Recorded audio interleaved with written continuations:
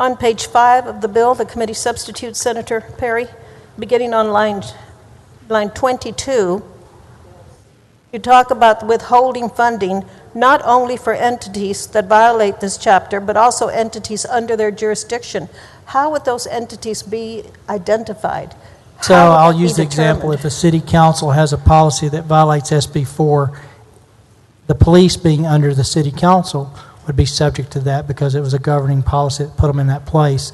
I would look over to, on the county side, if the county puts in a policy, then everybody in their jurisdiction, so it'd be all levels across the board. If the sheriff is the culprit, then you would have just the sheriffs affected. So kind of gets down from the top down. That would be rather challenging, don't you think, Senator Perry? I think it'll be pretty clear. I think I think the delineation of who's got the authority to authorize those policies will be pretty clear. Beginning on line 27 of that same page, you talk about under what conditions state grant funds would be denied. And then on line 34, you exclude or exempt wearable body protective gear for law enforcement. And that's an excellent exemption. Why, Senator Perry, could we not also exempt state grant funds for mental health, for domestic violence victims, for veterans? And I understand the decision point there, but number one, wearable body protection is the individual officer safety, and so we don't want to jeopardize individual officer safety.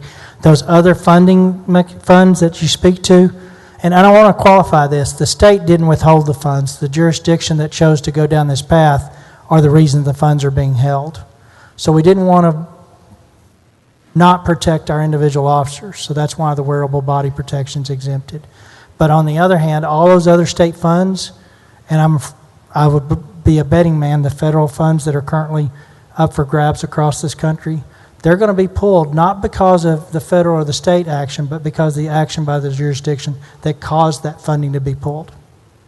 I was trying to explain it as if these victims of crime or domestic violence, crimes of that nature, or veterans who need grant funds, or mental health people who need mental health grant funds, were being impacted as an unintended consequence. I appreciate that, and I don't disagree with it. It would be an unintended consequence, but it's not a consequence that we created as a state.